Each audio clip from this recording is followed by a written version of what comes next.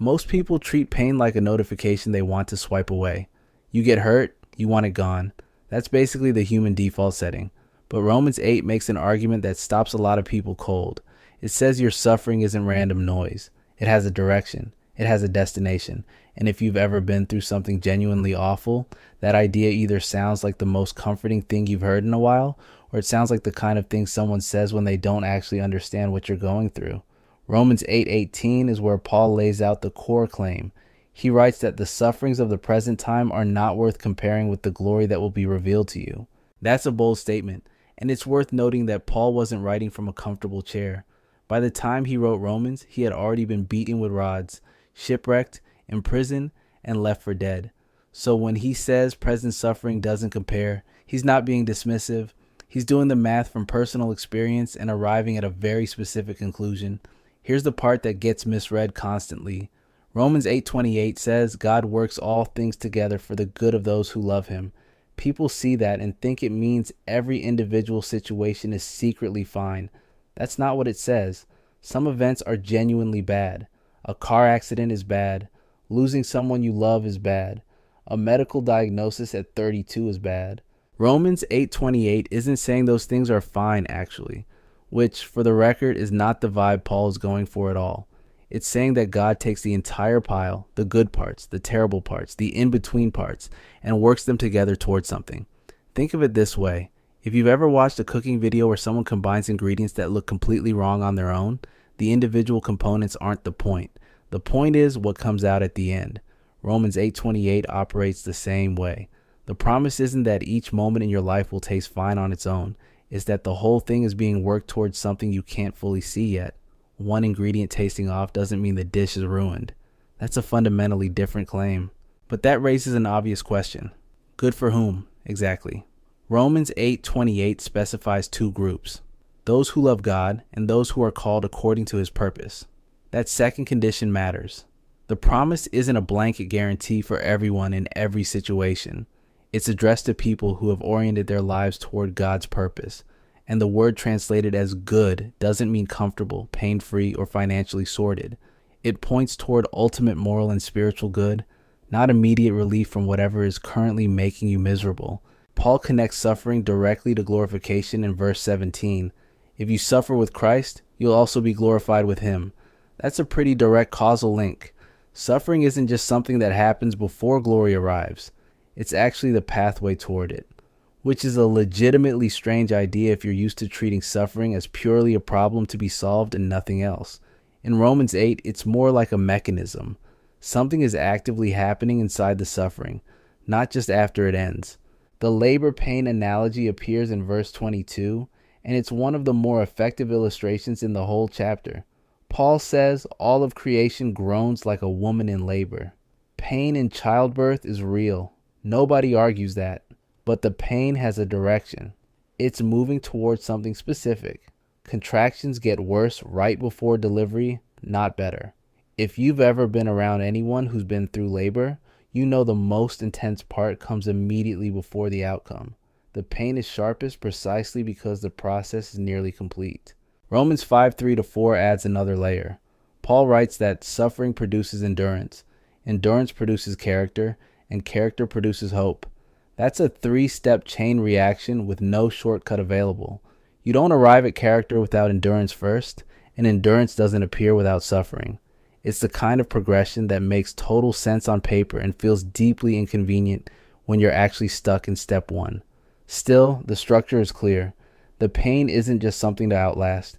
Something is being built inside it that wasn't there before. This is where the popular, it's giving character development framing actually misses the point. Romans 8 isn't saying your suffering makes you the protagonist of a compelling story. It's saying your suffering is actively producing something real in your character that couldn't have been produced any other way. The distinction matters.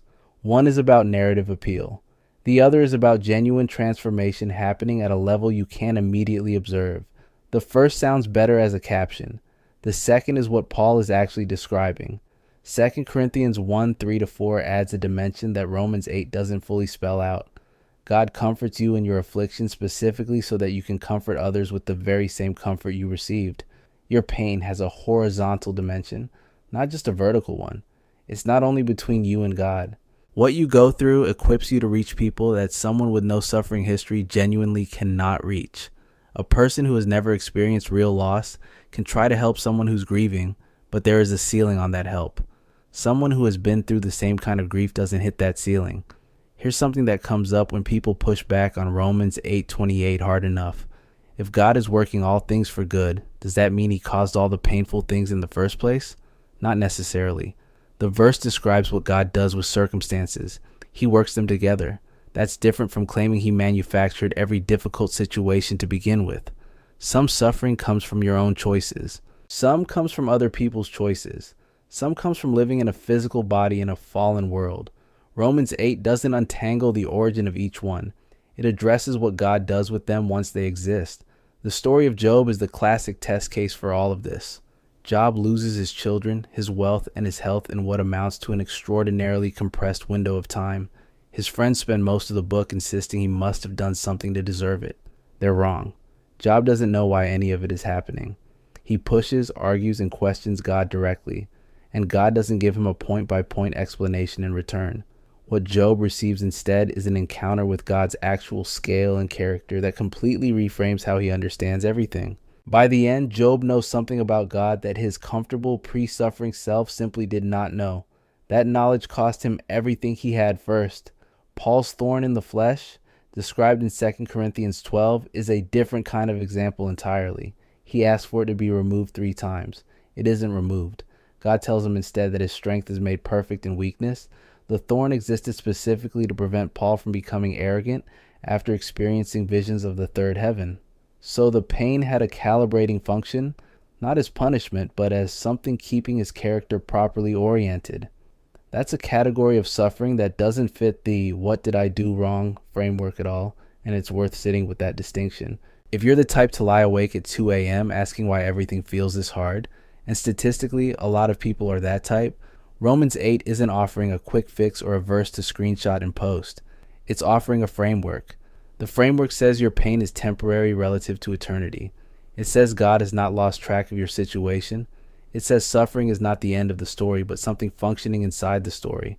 And it says the ultimate outcome isn't comfort in this lifetime, it's glory in the next, which Paul appears to regard as genuinely incomparable to anything currently happening. Romans 8:24-25 brings in the concept of hope, and Paul is very specific about what hope actually means. Hope that is seen isn't hope. If you can already see the outcome, you're not hoping, you're just waiting. Genuine hope exists precisely because the resolution isn't visible yet. Feeling like you can't see how any of this gets better is actually the correct environment for hope to function in. That's not a reason to despair, according to Paul. That's the whole setup. There's a reason Romans 8 is one of the most returned to passages in the entire New Testament. Verses 38 and 39 close the chapter by listing everything that cannot separate you from the love of God: death, life, angels, rulers, things present, things to come, heights, depths, any created thing. Paul runs the list long, as if anticipating every objection. Your pain is somewhere on that list.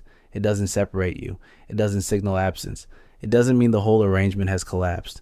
What it means, according to Romans 8, is that you are currently inside a process heading somewhere you haven't arrived at yet. And the God overseeing that process is working every piece of it together.